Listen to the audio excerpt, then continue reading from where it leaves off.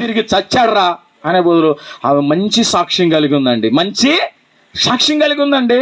ఒక్కొక్క ఆమె పిల్లి కూడా బిచ్చం పెట్టదండి, పిల్లి కూడా అంత కఠినమైన మనసు ఉంటుందండి. నిజం. మన భర్త తాగుపోతాడు అనుకోండి, ఇష్టం వచ్చినట్టు తిట్టాలా? ఏమండి, నువ్వు బాప్తీసం తీసుకున్నావు, బైబిల్ పట్టుకుని దేవుని ఆలయానికి వెళ్తా ఉన్నావు, ప్రభువా నా భర్తను మార్చాయా, ఇంకెంతకాలము ఈ అవసరం అని నువ్వు కన్నీరు కార్తే దేవుడు నీ మొర ఆలకించడండి. ఏదో ఒక రోజున నీ భర్త మారుతాడు ప్రియదని బిడ్డలారా, మారుతాడు. నీ ప్రవక్తను ఏమండి ఆ బాప్తీసం తీసుకుని ఎందుకు ఇచ్చావయ్యా అని నన్ను అంటా ఉంటారు. దేవుని స్తోత్రం కలుగును గాక.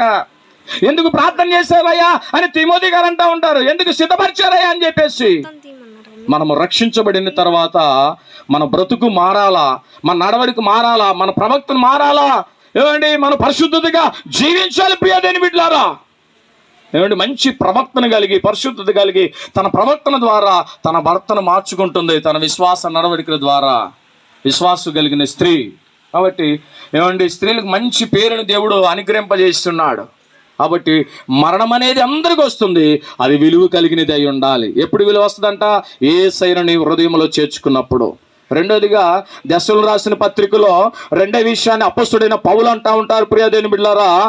4వ అధ్యాయము 13 నుంచి మనము ఏమండి 18 వచనాలు చదువుకున్నట్లయితే ఇక్కడ నిరీక్షణ గురించి తెలియజేయబడుతుందండి. నిరీక్షణ క్రైస్తవ బిడ్డలుగా ఏమండి పిలువబడిన మీరు అందరూ కూడా, నేను కూడా చనిపోతే ఎక్కడికి వెళ్తానండి? ఎక్కడికి వెళ్తాను?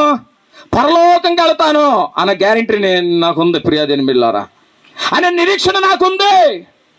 ఏమండి నీకుందా? ఈ మధ్యకాల సమయం అందు పరిశుద్ధాత్మ దేవుడు అంటా ఉన్నాడు ప్రియదేని బిడ్డలారా. ఏమండి ఆయన అంటండి ప్రభువునందు ఏమండి నిద్రించిన వారు మొదట లేపబడతారంటండి.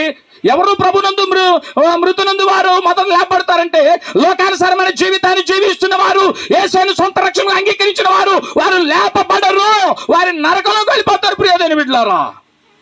ఎవరైతే పాపాలు ఒప్పుకొని మారు మనసు పొంది పాప క్షమాపణ పొంది తండ్రి కుమార పరిశుద్ధాత్మ నామములో బాప్తీసు పొందిన నీవు నీ నడవడిక ద్వారా, నీ ప్రవక్తన ద్వారా నీ విశ్వాస జీవితాన్ని ఎప్పుడైతే ప్రభువారు పిలుచుకుంటారో అప్పుడు దాకా నీ విశ్వాస జీవితాన్ని కాపాడుకున్నవారు ప్రియదేని బిడ్డలారా, వారు ప్రభునందు మృతునందు వారు మొదట లేపబడతారు. దేవునికి స్తోత్రం. ఇక మీదట సజీవులైన మనము ఏమండి ఈ శరీరాన్ని విడిచిపెట్టి అందరూ కూడా ప్రభునందు మృతులందు వారు మహిమ శరీరంతో లేపబడతారు. శకుంతల సిస్టర్ గారు కూడా మధ్యాకాశముకు ప్రభు వారు వచ్చినప్పుడు ఆయన ఎలా వస్తారంట? ఆర్భాటముతోను ప్రధాన దూత శబ్దముతోను దేవుని బోరతోను ఆయన మధ్యాకాశానికి రాబోతూ ఉన్నాడు ప్రియదేని బిడ్డలారా. ఆయన ఎదుర్కొనడానికి నువ్వు సిద్ధముగా ఉన్నావా? ఆయన ఏమండి కొనిపబడటానికి నువ్వు సిద్ధముగా ఉన్నావా? నువ్వు జ్ఞాపకం చేసుకో. ప్రభువునందు మృతునందు వారు మొదట లేపబడతారంటే యేసయ్యని ఎవరైతే ఈ భూలోకంలో ఆయుష్ ఉండగానే ఆరోగ్యం ఉండగానే ఆయన బిడ్డగా ఆయన కుమార్తెగా జీవిస్తారో, దైవసేవకులు చెప్పిన బోధన విని దేవుడు తన వాక్కు ద్వారా బ్రతుకును మార్చుకుని ఎవరైతే దేవునికి ఇష్టంగా ఉంటారో వారు ప్రభునందు మృతునందు వారు మొదట లేపబడతారు. మధ్యాకాశముగా ఆయనకి రాబోతూ ఉన్నాడు. ఆర్భాటముతోను ప్రధాన దూత శబ్దముతోను దేవుని బోరతో నేను రాబోతూ ఉన్నాడు ప్రియదేని బిడ్డలారా. ఆకాశ మండలంలోనికి మనము కొనిపోబడుతాము. దేవునికి స్తోత్రం. ఏమండి నువ్వు కొనిపడబడేలాగా ఉన్నావా? విడబడేలాగా ఉన్నావా? ఒకసారి నీ హృదయాన్ని నువ్వు పరీక్షించుకో. ఇంకా మారు మనసు లేక, రక్షణ లేక, ఇంకా నాకు బలాఢ్యం లే, యవనస్తురాలే, నేను బాగా జీవించవచ్చని నువ్వు అనుకుంటున్నా ఉన్నావేమో.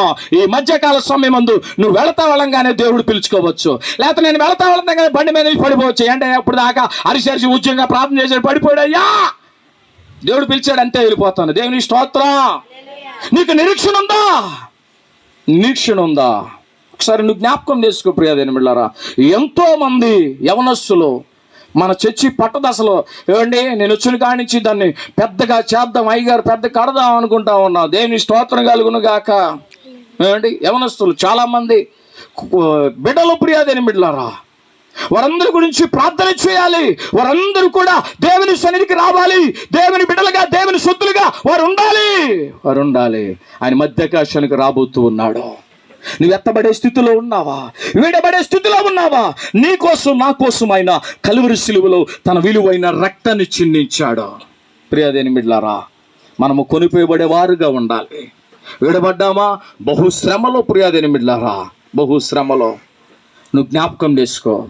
మరి విడిచి వెళ్ళిన కుటుంబాన్ని వారందరూ కూడా ఏమండి, కుమారులు కానీ ఎవరైతే రక్త సంబంధులు ఇంకెవరైతే ఏమండి బాప్తిసం తీసుకోలేని వారు ఉన్నారు, రక్షణ లేని వారు ఉన్నారు, ఏమండి దేవుని అంగీకరించలేని వారు ఉన్నారు, ఈ కొడుకు ద్వారా దేవుని యొక్క మాటల ద్వారా ఏమండి రక్షణ పొంది దేవుని యొక్క రాకడ కొరకు సంసిద్ధపడాలని విడిచి వెళ్ళిన కుటుంబాలకి, ఏమండి బిడ్డలకి తల్లిగా దేవుడి ఆదరణ అయి ఉండి, అలాగే అత్తగారుగా దేవుడి ఆదరణకరమై ఉండి, సంఘములో ఆదరణకరముగా దేవుడై ఉండి, దేవుడే వారి కుటుంబానికి ఆదరణకర్తగా ఉండి నడిపింప చేయునుగాక. అవకాశం ఇచ్చిన దేవాతి దేవునికి, దేవ సేవకులకి ప్రత్యేకమైన వందనాలు.